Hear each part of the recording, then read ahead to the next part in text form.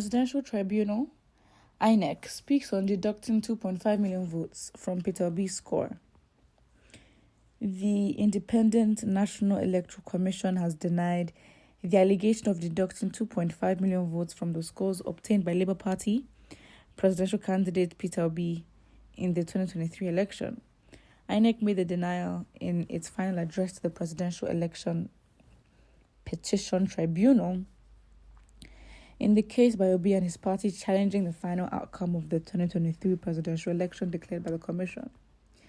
Nigeria News recalls Peter Obi of the Labour Party, who is challenging the victory of President Bola Tinubu in the February 25 polls before the election tribunal, alleged that through his witness before the tribunal, that results from certain polling units show that a total of 2,565,269 votes were not reflected in his score aside from his claim of non-compliance with the Electoral Act of 2022.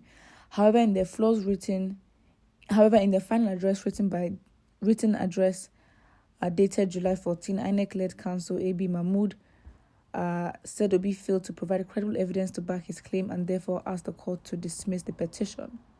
Mahmood added that Obi's witness failed to tender before the PEPC polling unit results he used in writing his report, leading to claims of a deduction. Mahmood agreed that INEC conducted the elections within the confines of the law and therefore urged the tribunal to dismiss the claim by Obi and his party. Interesting. And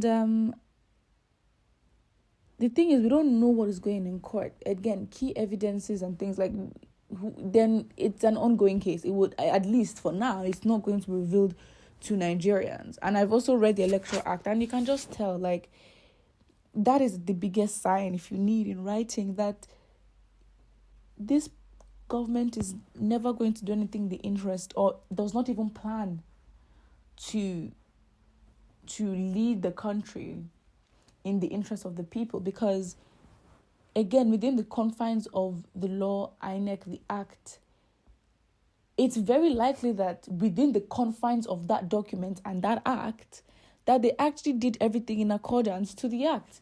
And the non-compliance that, can be argued against,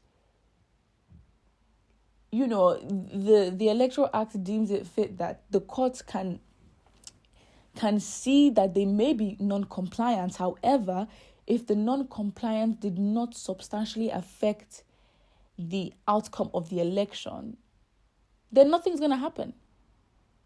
Then it's going to be dismissed. So it wouldn't count as invalidating the elections, because if anything is proven about, votes and everything, it means that, in 90 days we'll have another election. But again, you can tell within how something is written that it's not balanced, right? Because if it is the Act, then for both sides, or for the prosecutors and defendants, for both sides, the law is basically in the middle and should be stretched to both sides interpreting as fairly as they can. And you can just tell that it was written with the intention of no accountability. Like, it was written with the intention of, if anything should come up, if it's not too significant, we'll just put it to the side. And who would that ever be in favor of?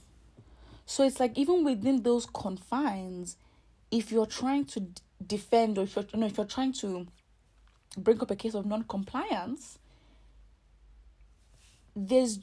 it's not even that the case should be looked into.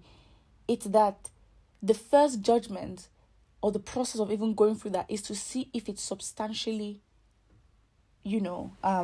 affected the outcome of the election. And it's up for the other party, the defendants, to prove that. And then it's not up for the judge to then decide if it appears to be so. So again, that's why with cases, it's not necessarily, right or wrong.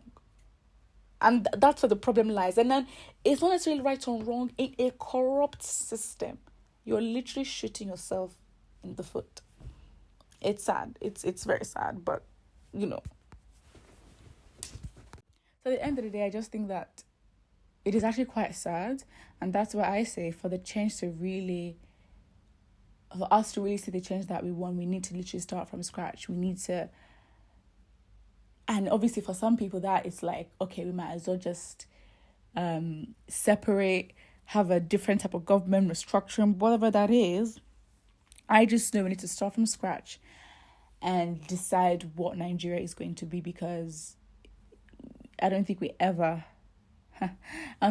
got to do that as a people, or at least even understand that. And I think at the core, it's really at the core exists the divide from our ethnicities, which is such a big thing. And for a lot of people, every little thing is the 1914 amalgamation, because internally we don't see ourselves as one.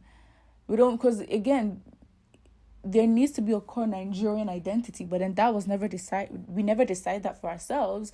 It was decided for us. And so it was obviously bound to be a problem. And it was all at the core of it for money, for the economics. And don't get me wrong, for that reason, Nigeria is that. But again, because of ourselves and our disunity, we don't maximize the potential. But at the end of the day, money is not enough as a foundation for why a nation should come together. Like that is crazy. Put what you think in the comment section below, and don't forget to like and subscribe.